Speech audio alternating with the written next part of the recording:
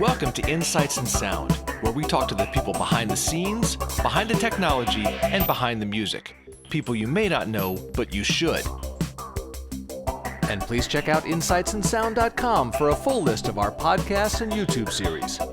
And big thanks to our sponsors, Mackie, Roland, Mojave Audio, Ozbot. Well, let's get started with a little bit of background on you. All right. Started out, it best described my career path as an ADD career path. I've done a little bit of lots of stuff. Started out in broadcast. Got my first synthesizer when I was in college, and that was back, as you can tell from the white hair, was back when synthesizers were very new. And I switched from being a trumpet player to a synthesizer nerd instantly, and also kind of shifted away from musicality into sound design before it was even called sound design. Something about the interesting new sounds that a synthesizer could create just lit up my neural pathway, and I was just hooked on it from the very beginning. And that led me into doing a lot of production work and licensing production material for TV and mostly radio at that point in time.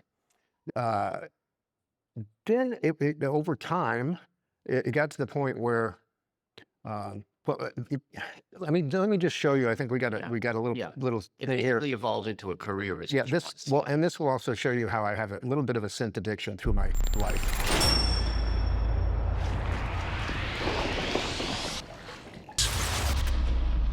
From beds and beats. This is a typical day. This is a little promotional Sound piece. design with an edge.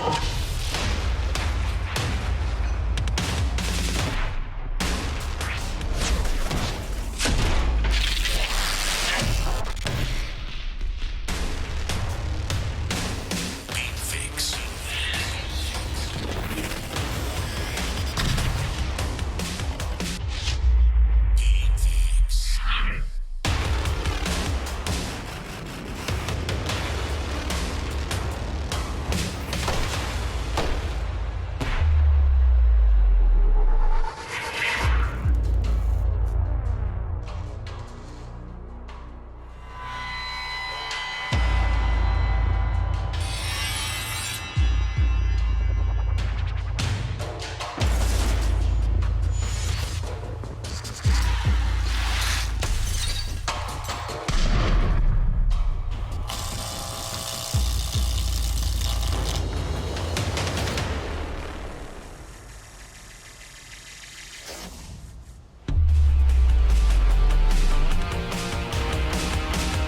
Beat fix. Now available from BMG Production Music. Basically, that was a little promotional video from a project that I worked on, the beat fixing, which was music and sound design for movie trailers. So I just wanted to show you that because it's kind of a behind-the-scene look at a sound designer's life. Can be a lot of fun, and it's like childlike play and exploration and that sort of thing. So that's what we're going to talk a little bit about today. I moved from the synthesis style of sound design because eventually everybody had a synthesizer. And I'm always constantly looking for newer sounds. And that's one of the things I kind of want to pass along to you, is just a kind of a knowledge and a thought process of chasing the next thing.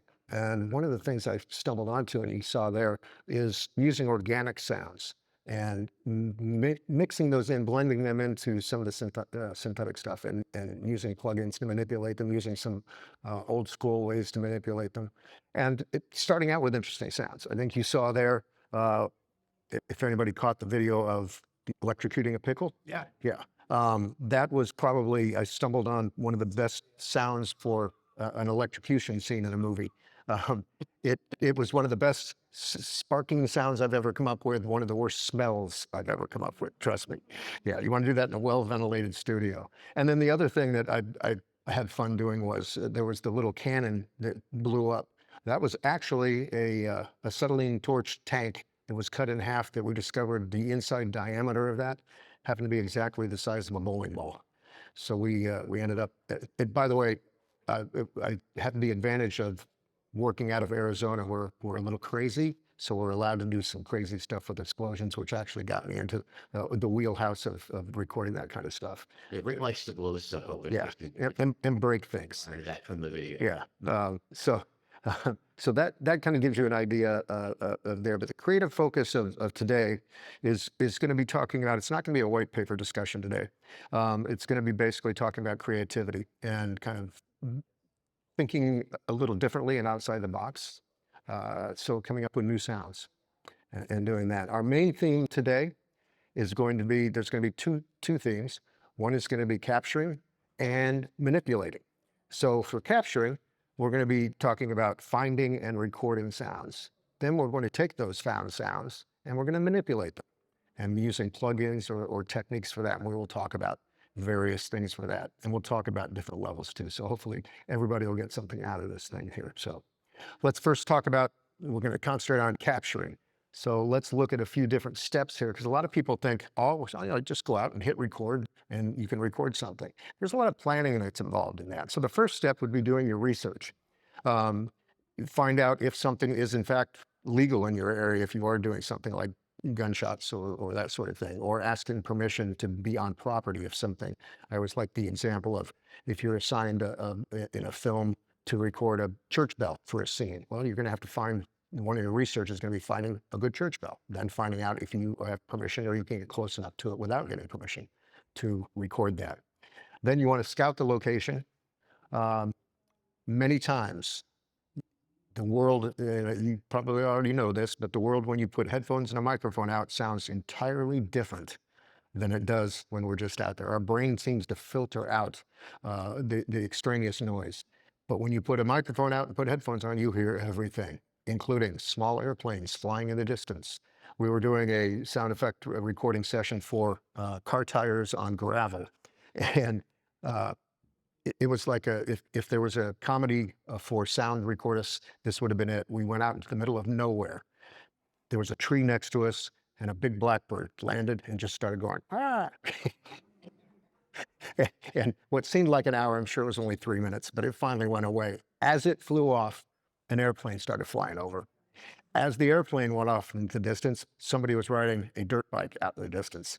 So I kind of threw down my hat and said, okay, let's take a break and come back and do this later. The universe is against us right now. So you do have to scout the locations and make sure that, and listen for acoustics, listen for that sort of thing, and get some ideas of that sort of thing.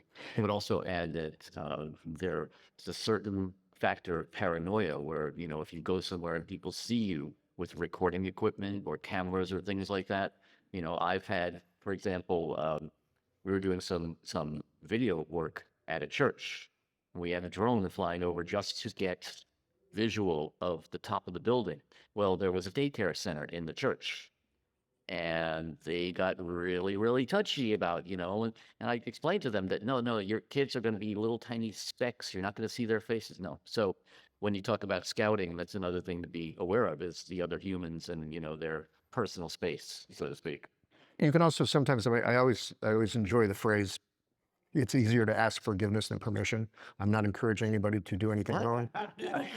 But one of the things that surprised me one time is, I drive a white pickup truck, which looks like a construction truck. So I actually keep a construction vest, a neon construction vest in the back of there. So every once in a while, I'll pop that on, drive past someplace. We were recording jets out at Luke Air Force Base, and we were off base. And at that point in time, we didn't have permission to be on base. And I'm out there, and next thing I know, there's a county sheriff pulling up, going, what's up? And he saw me in the construction vest, and he goes, oh, you just taking sound levels for the area?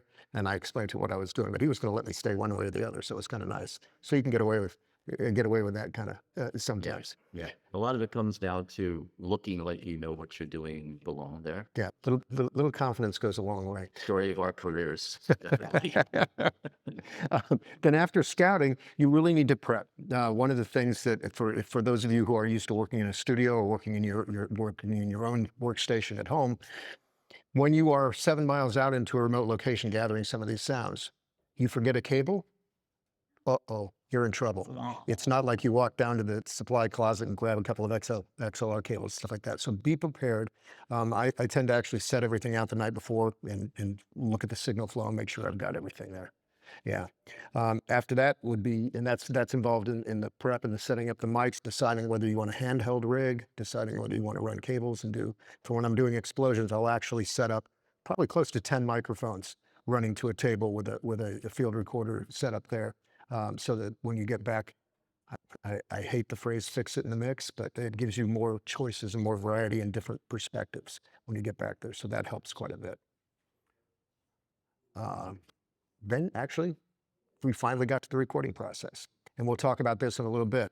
Your choices there. What type of field recorder do you want to use? What features do you want to take advantage of? What sample rates do you want to use? What bit depth do you want to use? That sort of thing. It can affect your final outcome quite a bit depending on what you're trying to capture. And then the boring part, I'm a right brain guy. I don't like spreadsheets as much as I should. So then when it gets to the process of ingesting and storing the material, and then the next step would be going through the editing process. So let's move on to the next, the editing process and mastering and cleaning it up. My life has changed quite a bit with the advent of the progression of RX, and that sort of the noise reduction tools has really helped. We did a recording in LA of fireworks, and it was a great sound accompanied by one scared cricket at 7K. I noticed because when I put it in RX and the spectral display, you could see the dots. I was able to clean that up, and that would have been a wasted effort in the old days. And so there's for those of you who are students and just starting out in the business, you are coming along at what I consider an incredible time. Exponential growth of our technology. So yeah, it's a wonderful time to be alive, said the old man. And then integrating and preparing for release and use, and that can be what release sample rate, who's going to use it, what kind of metadata do you need to embed in there so people will license your material faster, and so you can make a little bit of a living that way. All right. Yeah. And then let's do a little demonstration here. I don't have the balloon, so let's just jump to this. This is a spectrograph of a sound, and yeah. Things don't always sound as good as they look. So let's listen to this. This is before you play it, let me just talk a little bit about sample rate and manipulation. So we're moving into the manipulation stage. One of the things that sound designers use quite a bit is pitch manipulation, lowering the pitch quite a bit. I mean, I'm sure you've all listened to monsters in different movies where the alien creature turns out to be a dolphin pitched down quite a bit, or a lion roar pitched down. In order to do that, if you think about it, I'm going to go a little technical geeky here a little bit, but I want you to think about the sample rate affects your ability to do some severe pitch manipulation. There are two types of changing pitch. There's just straight ahead pitch changing, and then there's resampling. Resampling doesn't give you the artifacts. It slows down. If you're pitching down, it'll slow down and lengthen the piece. You're just changing the sample rate in the playback. And the problem with that is, as you move it down octave by octave, you're losing the high end because you're getting lots more low end, but you're losing that high end. So you're losing clarity and that air, as we call it. So if you're using a typical microphone that tops off around 20K, by the time you drop something down 4 octaves, your top frequency would be 1.25K. Well, that sounds a little muddy, but just going to have a lot of low end energy. Sanken came out with a 100K microphone. It records ultrasonic frequencies. Yeah. I've started to use that for a lot of things that I know, in fact, I'm going to manipulate by pitch shifting it way down. So in that case, you got to stumble through a little bit of science there because the Nyquist theorem is involved there, which is your sample rate has to be twice the frequency you're trying to capture. So at 192, if you're recording at 192K sample rate, you drop something down 4 octaves instead of 1.25. with a 100K microphone, you're going to get 5.5K. Not super high-end clarity, but you still have a lot of air there, and plus you get that low end. So that's why that's why this is a sound I recorded, and that's what it looks like. Let's hear what it sounds like. Okay, like I said, looks good, doesn't sound good. It was just me playing with the microphone the first time. So that's the normal original recording. And before you play it, I want you to listen to it 4 octaves down. You will actually hear my vocal cords vibrating. At the end, you're going to hear what sounds like reverb. It's actually just me running out of breath. And listen and imagine some strange sci-fi movie where this could find its place.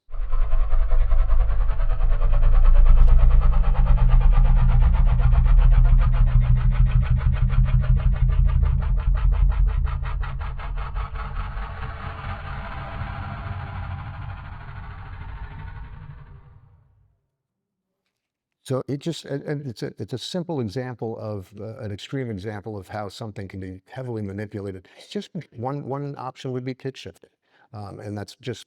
But there are some caveats that I just passed along to you, just to make sure that you get it and capture it and do it as well as you can. There's other sounds that you could do that too. Here's an example of one of the things that's in this. Yeah, go ahead. So with a simple flame with a isopropyl alcohol in a water bottle, alcohol in the water, it's a drinking problem, but yeah. But then slowing it down, you can create some jet thrusters and that sort of thing. So it's kind of fun to do that. That's a big heavy into manipulation. We kind of touched on it now.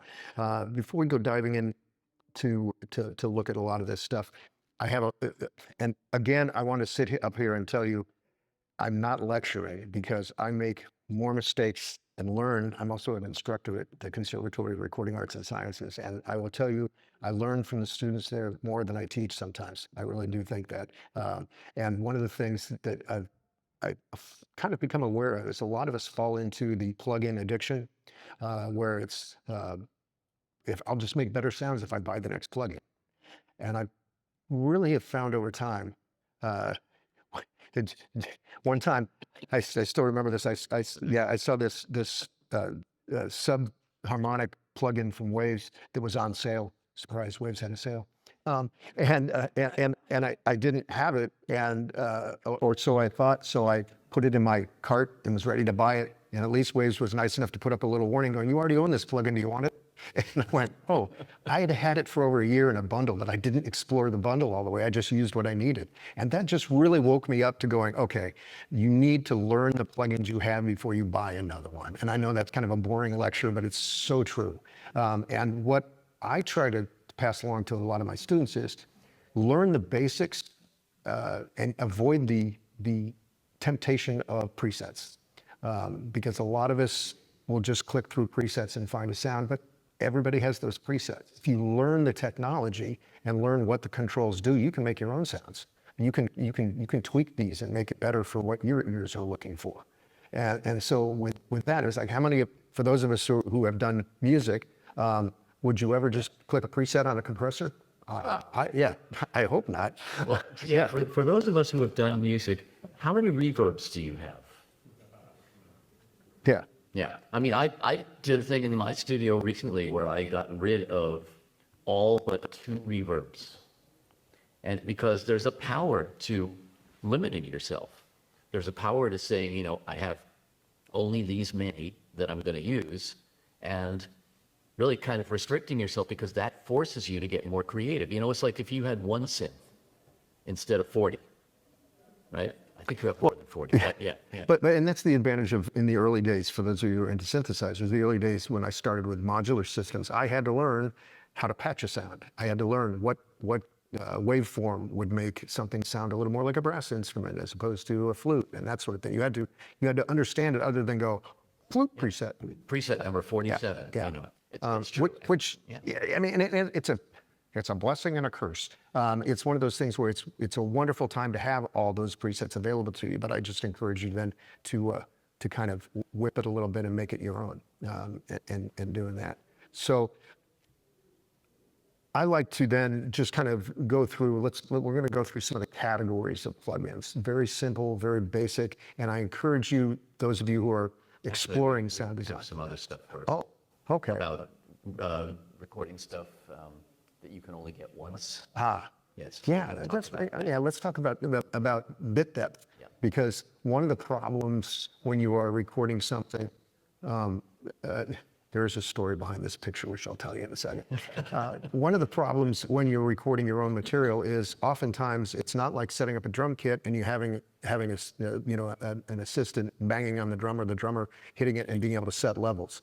These are situations where you have one time to do it, and this is very applicable for when I'm recording explosions or breaking glass or toilets. And in that case, you have one chance to do it and set your gain and that sort of thing. However, the introduction of 32-bit float has helped us quite a bit. There's still controversy on the quality of 32-bit float with going between the two converters and things like that. And I understand that. However, from a practical standpoint, whether you're going to catch it without clipping or not catch it without clipping, I think I would rather go with on the side of having that safety net in post-production to be able to change things. And so 32-bit float, for those who aren't familiar with it, there is not a sound on earth that can digitally clip a 32-bit float signal. There are enough numbers that it can capture it and control it. On the other hand, mic pre's can be distorted, mic capsules can be distorted. So it's not a magic pill. Yeah, but it helps a lot. I mean, I found the other day I was working on a project where we were smashing things, and I was able to not have to look down at my VU meter on my field recorder every once in a while to make sure I'm not clipping. I could actually had the mic on the boom pole, and I was constantly looking at where somebody was going to be smashing something, and that helped. It really resulted in some good material. Being passionate about sound, I also will warn you from a social standpoint. We're all a little bit nerdy. That we do have to interact with human beings, and this was one of those moments where we have bulk trash pickup in my neighborhoods, where every once in a while you can put things out at the curb, and the trash truck will come and pick them up. And this was a morning when I was walking my dogs, and a couple of streets over, somebody was redoing their bathrooms, and there were 2 toilets sitting out on the street to be recycled. Most people would keep walking. I went back to the house, got gloves and my pickup truck, and I'm in the curb picking up 2 used toilets, putting them in the back of my truck. And when I suddenly realized, oh, I hope nobody sees me and goes, poor Rick, can't afford new toilets. Yeah, so you just want to explain. And there's actually a metal sculptor, art sculptor down the street, and he throws out on bulk trash, he throws out his large metal objects that he didn't want anymore. And I go down and grab them, and I take them in and I record them, bang on them, and sample them. And about a year after he had lived there, he stops me on the street when I'm walking the dogs and goes, I just have a question. How come a month after I put something out, it's out in front of your house? So I had to explain to him that why, and actually now it's kind of nice, before he finishes his big metal sculptures, he actually invites me down to throw some contact mics on them and mic them up and bang on some stuff. So it's a neat thing. But that's just a case in point of just make sure that you, that every once in a while, or the other one was capturing the sounds of an ATM machine, and I had a shotgun microphone on a pistol grip, and I was in there at 2 a.m. because I wanted it to be quiet, and I'm sitting there doing beeps and buzzes and spitting out cash, and some poor guy walks in, and I turn around. and I think the quote is, he made a different kind of deposit that whole time. Yeah. So be aware that we're all aware of our tools and that sort of thing. Is everybody familiar with the blimps, the windscreens, and what we call the little furry things? Those are referred to as dead cats. Yeah. I learned the hard way that not everybody knows that when I posted on Facebook. When I found a box of dead cats in my studio closet, I was all excited. Without a picture, I posted on Facebook, what a glorious day, I found a box of dead cats. I got a lot of, well, you sick? So, yeah. So just be aware that there is society out there besides those crazy people. But to your point, I want you to go back and let's talk about this a little bit, because with 32-bit float, we were talking about the idea of capturing things that you only get one chance at. Yeah. Whether it be smashing a toilet or blowing something up, which you have a fondness for, as we know. And if you don't know, a 32-bit float is, their files are very much larger than 24-bit. And so if you don't need to do it, it gives you that ability to fix the level in post-production. But if you don't need to do that, it's not totally necessary. I have a lot of students that ask me, well, why don't we just record everything until we do it float then? It just makes the file size bigger. And if you do a good job of gain staging, you don't need that. But when you are, in fact, recording something you don't have control over, then it's a good option. Oh yeah, here we go. Let's talk about this a little bit. Oftentimes, experimentation in sound design is really important, having a childlike approach to it. And in this case, I had a bunch of my older synth sounds that I just kind of wanted to repurpose and see if I can do some things. And I just decided, instead of using some plugins to remanipulate them, I remember as a kid sticking my face in the fan and going, and hearing that sound. So in the studio, I set up a speaker and ran and got a fan and set the fan in front of the speaker, set microphones off to the side so they weren't getting hit by any wind turbulence. And we just ran sounds through there. And so, and you kind of hear it. This is some atonal, sweeping type synth sounds, and it added some really interesting textures to it.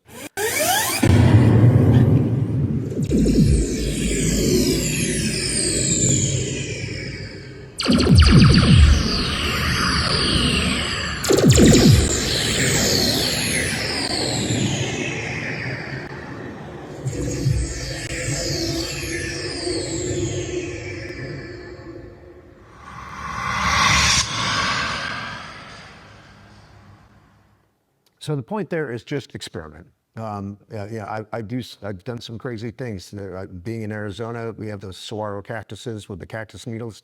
I've taken a cello bow out there and I've bowed one of the needles on the cactus and came up with the most incredible screeching sound you can think of.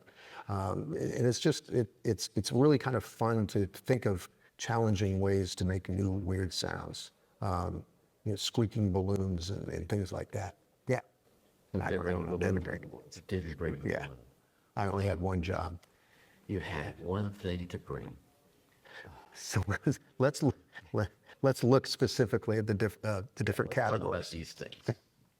So we've got EQ, and that you can do some really interesting things. One of the things I actually like to do, and I specifically use Pro Tools, but most DAWs will do this. I will automate the high pass frequency or do a bump, and then use the automation to sweep through that. And that actually kind of turns that into a synthesizer filter, voltage controlled sweep filter. And you can do some really neat sweepy sounds and change that sort of thing. But EQ also lets you change perspective. High frequencies, as you know, don't travel as far as low frequencies, so you can place it in the sound field. One of the things that you can use all these to do is absolutely layer things when you're doing sound design. You can have one piece that does a transient, that does the really attack type thing, and then another track that will do the drone, and you can place them in the different stage locations and frequency locations.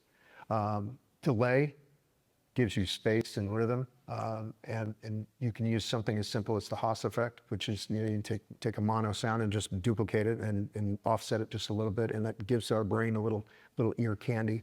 And then one of the tricks back in the days for Eventide, when they came out with the harmonizer, the H910, doing micro tuning too. So by delaying it slightly left and right, and then just doing a little bit of micro tuning up and down on each side, really changes the way our brain hears things like that. Keep in mind that when you do tuning, usually the first sound of the delay is perceived by our brains as the louder sound. So listen with your ears. Don't just look at the waveform on your DAW. Listen and see and get your placement right there. I think that's the point that needs to be stressed and reiterated, because I think since we have had DAW technology, everybody listens with their eyes. Oh. Everybody looks at the waveforms, and one of the things that I've stressed in music mixing is close your eyes. Accentuates your other senses. Yeah.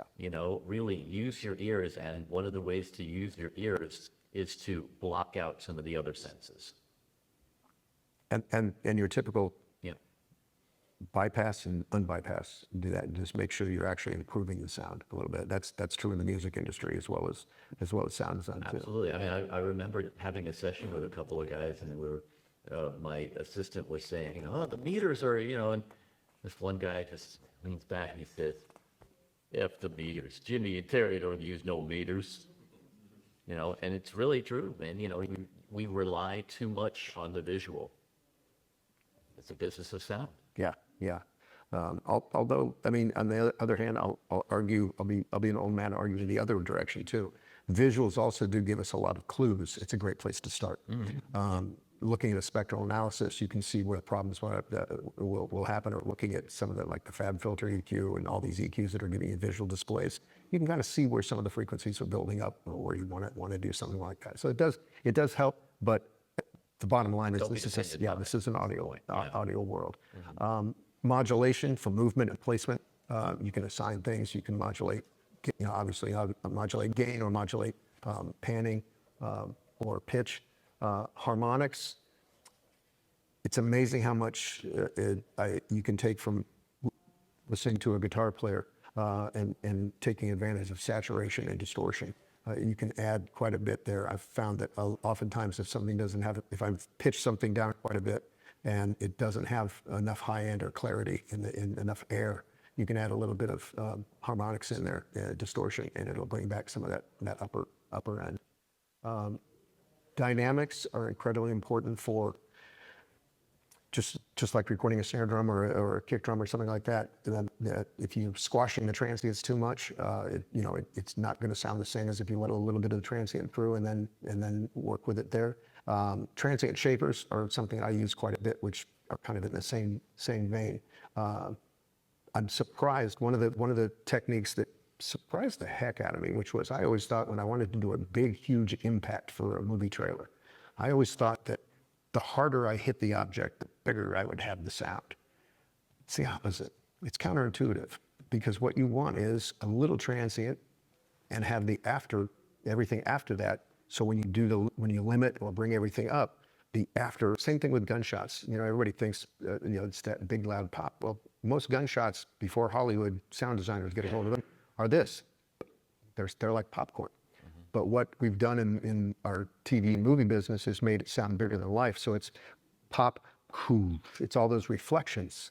And to do that, you squash the transient and bring up the sustained sound. So dynamics has a lot to do with that. You can dull it up if you do it too much, but you can really kind of tweak it. And that's where learning how to use a compressor or use a limiter is imperative for that kind of stuff. Pitch, we've already talked about that, resampling versus shifting. I'm a big fan of resampling as opposed to just pitch shifting, because that's when, if anybody's ever messed with pitch shifting to an extreme, you get all sorts of nasty artifacts. You don't get that with resampling. Reverse, that's a good catch for strange effects and things like that. And then tempo. Creating a rhythm and creating something that the brain anticipates. So some of the reflections, the delays, that sort of thing, but you can do that. Or if you go into an extreme grid mode and start deleting sections, you can start glitching things. And besides those plugins, there are so many advanced plugins out there now that will just do some really crazy stuff. But try chaining some of these basic ones together and seeing if you can match the sound of one of these crazy plugins that you have. Kind of analyze, going, what are they doing? Are they delaying it there? Or, how are they getting there? And the more you know that sort of thing, the more you can create sounds that are unique to yourself, which I think is really important. Didn't even talk about, but I'll throw that out there. Samplers are something that kind of give you access to a lot of that stuff, pitch bending and that sort of thing. I've done a lot of work with Native Instruments with their Contact instrument, and that is something that is very flexible. And I know there's a lot of different types of products out there that do sampling. And that granular synthesis is something that is amazing. So the technology is coming out more and more and more. Some of the new stuff that Eventide just came out with redid all their delay packages, all their harmonizer stuff, and they're coming out with some really neat new material too that I'm impressed with. All right. bottom line, I think that I really want to push apart is I think it's a good philosophy to start out by don't be afraid to imitate. There's nothing wrong with that. Listen to things that get your attention that you think are interesting, and try imitating that. But then go one step further and innovate. So with that alliteration there, just imitate, then innovate. Or for those of us in the education area, is educate yourself and then explore. That's kind of two ways that are kind of good to think about exploration. Mm-hmm. Yeah. Okay. Before we open it up to Q&A, I have one more video for you. And I think this one might be a bit of a surprise for you also. Oh, great. For decades, Rick Allen of Rick Allen Creative has built his reputation by offering the biggest, baddest, most bombastic collection of sound effects, stingers, and bumpers in the audio industry. And nowhere has this been expressed more dynamically than in Rick's Contact Instrument, a saw available from Sample Logic and Industrial Methods. Available directly from Rick Allen of Rick Allen Creative. But Rick has a quieter side. And to celebrate this, Rick Allen of Rick Allen Creative is proud to announce his latest Contact creation, Sound of Silence. With this instrument, Rick moves away from the explosions and crashes and steps into a realm where sound is only a rumor. I was talking to my wife one night, and she said, "Rick, can't you just be quiet?" I thought that was a pretty good idea. At the heart of this unique instrument lies a stunning array of custom samples, each captured using innovative recording techniques both in and out of the studio.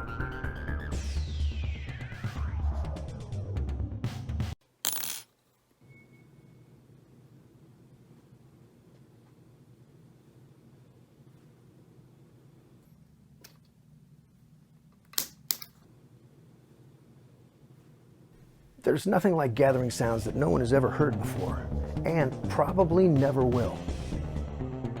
Back in the studio, decades of experience come into play as these raw recordings are edited, processed, and attenuated to become Sounds of Silence, the latest Contact instrument from Rick Allen of Rick Allen Creative. And the industry is taking notice. When somebody mentions Rick Allen to me, nothing comes to mind. And this instrument really expresses nothingness. Who's Rick Allen?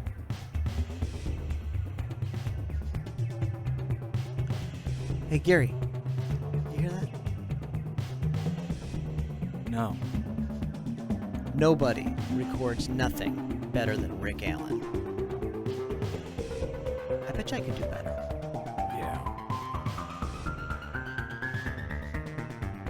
Here at the Conservatory of Recording Arts and Sciences, we feel the less we hear from Rick Allen, the better. Sounds of Silence, the new Contact instrument from Rick Allen of Rick Allen Creative. It's like nothing you've ever heard. Okay. Sorry, I sprung that on you last minute here, but Oh, it's good. I will kill him, and I will apologize to you now. Yeah, but by the way, the Sounds of Silence instrument will be available. No.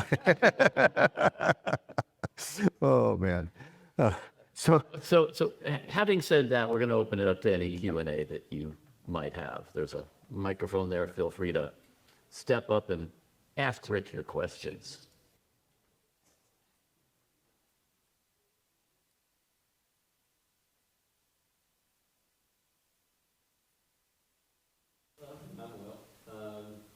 Learning about the process of going about developing sounds with persuasive sound process, like it will be disrupted, but whether it be through libraries, maybe an old library, particularly for TV, because I understand it's a very fast process, so we might not look to totally go about systems. absolutely, yeah. My job is mainly creating the tools for the sound editors for the TV shows and the movies. So I don't place them in there and spot them. So most of my work is involved in recording original material and then providing that licensing it. That's where some of my revenue comes from, is licensing that sound to a TV show or a movie, that sort of thing. So I'm constantly, it's interesting. It's a balance of when I get an assignment, oftentimes the sound effects editor will ask me for something, like the Luke Air Force jets. What happened because there was a TV show called SEAL Team, and Charles Maines was the sound effects editor on there, and he just called me up going, "Hey, do you have any jets?" And I didn't, but I was like, give me a week. And so I went out to Luke Air Force Base and recorded the F-35s flying over and got that done. So sometimes I get assignments like that. Other times it's just a matter of maybe people might want that. That might sound interesting. I mean, it's like nobody ever asked me to bow a saguaro cactus, but it was one of those things where walking by one, you train yourself to think of what's that sound, that sort of thing. What is that? The other day we were actually taping down some mic cables with gaffer tape, and it just made a really good rip sound. And I was like going, while we have it out, let's record that. So that you're always kind of looking for things, which is another good point. If you're looking to record your own material, it's always good to have some type of a recorder with you, which again is a little geeky. But for me, actually, Rode came out with an XY lightning connector for the iPhone, and with Twisted Wave, it's a free app that'll do 24/48 on the phone, and with that Rode capsule on there, it sounds. I mean, it's not the super duper field recorder setup, but if you're gonna, one of the saddest things in my life is missing recording a really good sound, as opposed to I'd rather record it poorly and mess with it than miss the opportunity to record it. So, yep. Yeah. Nothing is talking about creating process, and of course, what do you think about the receiver, receiving process, which is human perception? How do you take this into your account? I'm not sure if I didn't quite hear it completely. Well, the obvious sense, like sometimes what that would be have mastering effect. So the human perceptive process is what you're talking about. Oh, and using psychoacoustics to your advantage, absolutely. I mean, that's something that I continually try to train myself and learn about possibilities of doing that. I mentioned earlier the Haas effect, things like that. Is that, I mean, and that sort of thing. The psychoacoustic stuff I just started working with the ambisonic stuff, sounds and placement in moving objects around in Atmos. And some of that has just been, using the term mind-blowing is not small, but yeah. I hope I answered your question.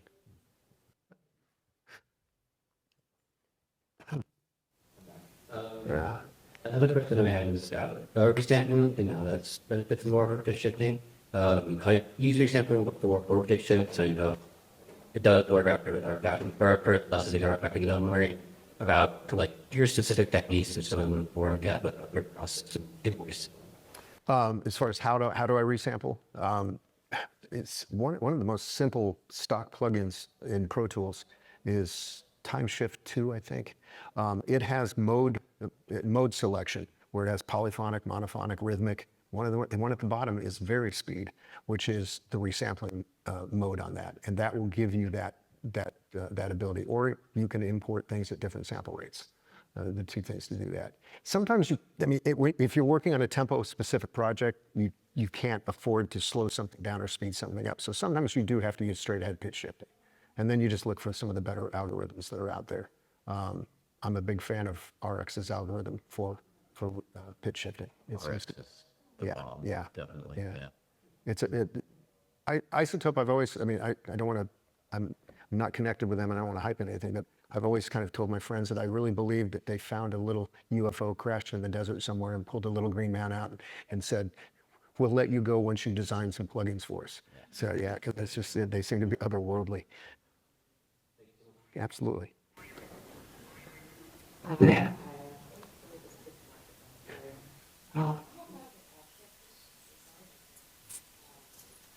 I'm hearing some factors. So how do you train your brain to see the world in that way? But anyway, so don't like my language serious, but I'm still a student, but I could just in the past. You're absolutely correct. I mean, it takes a long time. Drugs. Yeah, yeah. Believe it or not, this is what. Yeah, curiosity, and that's something that I think is really important in our lives. Yeah, I mean, it seems like today we kind of. I found myself very curious. I think I'd be classified as ADD, OCD now, you know, but before it was just thought of as just being interested and curious. But just thinking differently. I mean, I find myself tapping on things, and it's you know, and listening to the resonance, and sort of watching a lot of YouTube videos. 99.9% of them are ridiculous, but every once in a while, you find something that's like, oh, the whole electrocuting a pickle thing happened because I happened to watch a YouTube video that wasn't about sound at all. It was about somebody who made a pickle lamp, and he was running regular AC through a pickle, and it lit up, and I went, well, I've got a neon sign high voltage transformer, and you know, it's like, maybe if I run high voltage through that, it might work, and it did. So it's like, it's just kind of being kind of experimenting with that. I think curiosity is really it's really just, you know, you have to kind of do away with a lot of the rules. Never get bored. In fact, actually, this brings up an interesting concept of, for speed, I use templates, and so I'll have templates in setup to do that. But I'm always scared that you can fall into a routine. If you ever get to the point where, at least for me personally, if I ever get to a point where I feel like I'm just cranking something out, like I'm working in a factory, I take a breath, I stop, and I know I'm not going in the right direction, because that's not what I want to do. And the old philosophy of do what you love and the money will follow. I'm not sure the money always follows, but I sure would like to rather do what I love than have to go. I mean, I've got buddies that go to a job they hate. They get done at 5 o'clock. They go to a bar. They drink beer to forget that they hate their job. They go home and go to sleep, wake up and do it again. It's not the way. The fact that you're coming to an AES event shows that you're interested and you have passion about something. And as long as that's the case, then you know, as long as you can pay your bills, which is important. But you know, after that, if you can get up in the morning. I've been doing this. I got my first professional audio paycheck when I was 15 years old, and I'm 66. So I've been doing it for over 50 years. And there are days when I've wanted to kill my clients, but for the most part, I get up every day going, I'm going to work, and that's pretty special. I feel very lucky for that. So you just keep asking the exact kind of questions that you just asked, and you'll do fine. Absolutely. So I just wanted to know, like, the thoughts on managing low end, especially when it comes to like impacts and really kind of deep sounds. Is it better to kind of do roll off and trim it up, or how do you get kind of thinking how all these things about and still have some techno especially for wide playback on different things. One of the things that I think the intuitive thing was, we want more impact, let's just bring up the bass. A lot of times that just mushes everything up. Saturation helps me a lot with that. I'm trying to remember the plugin where you can actually, I mean, you can do this with what I talked about earlier, which is just learning the plugins, but by severely adding harmonic distortion to the lower end, our brains, and I think some of our technical people here already know this, but our brains are wired to where sometimes, even if that frequency is not reproduced, if we hear the upper harmonics of that frequency, our brains will tell us it's there. So if for earbuds and for computer playback, oftentimes adding a lot of distortion to that low end will create these high-end frequencies. So even if your playback device does not provide those frequencies, we'll hear that as more of an impact. So and that's another reason, old school, we listen back on a lot of different monitors for that very reason. So, I won't go too low, because I mean, that's one thing too, is like if you have signal energy at that low, it can affect the thresholds of all your other, of your processing.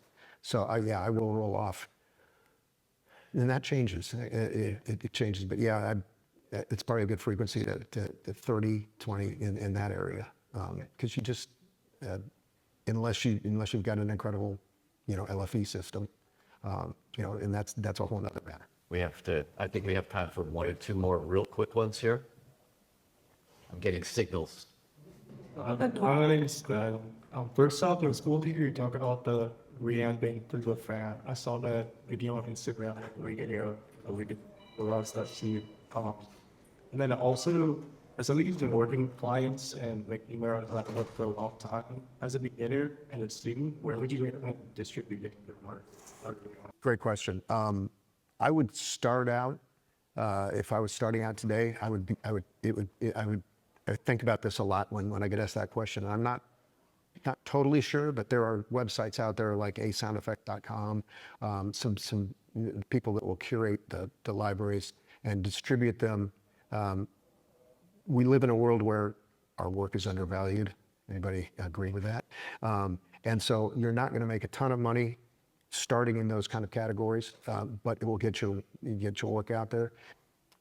Networking, you guys, if you're trying to make a profession out of this, networking is so incredibly important. And by networking, I hate the term because it always makes me feel like you're going to a party going, "Hi, please hire me." That's not what I'm talking about. Just volunteering to help out somebody, being a second engineer somewhere, or I mean, I had a person who's now working in LA. In fact, just got nominated for an Emmy, and she ended up getting interested in this. She wanted to be a music engineer, but helped me on, just volunteered to help out on one of my excursions out to record stuff, and she got interested in it. I was able to recommend her to a few people, that sort of thing. So just meeting people and being helpful. Goes for pretty much everything in our industry. Yeah. Getting out there and making sure you meet people. Okay, we have time for one more really quick one, and then we got to wrap here. The question of how does it work? Typically, we promote sound services as high as possible, and have acoustics that their own work. Do you want to capture also the acoustics, the natural acoustics for gunshot, and how do you do this decision when you do it? Great question. Specifically with gunshots, I kind of mentioned earlier that I will use multiple microphones, and that helps me capture the different reflections. I'll use directional. I mean, people are very surprised when they see how I record explosions and things like that. I will have, again, microphone selection. I'll probably use a dynamic microphone close to whatever's happening because it'll handle some high pressure, sound pressure levels. But then I've had shotgun microphones not pointed toward the object far away, but pointed away. So actually away from everything to pick up reflections coming back. I'll have a stereo XY pair placed there, and just various microphones all in different places, which a lot of you probably are thinking, oh, that must be a phase nightmare. And it is, but you'd be surprised how sometimes that phase relationships that's a little whooshy works in your favor. Yeah. And if it doesn't work in your favor, you can time align them, once you get back in the studio. You don't the isolates with octaves. Usually one mic, I do specifically try to do that. And for those of you, I don't know if everybody knows what a contact mic is, but that can become a real friend in noisy situations. Yeah. I was having to record a big metal dumpster. I wanted a big, huge metal slam, and there was construction going on. The biggest one I could find was at a construction site. So I was able to use a couple of contact mics and get some really great sounds without having to pick up sound waves. I was picking up vibrations. Okay. Thank you. That's a wrap. Thank you all so much for coming.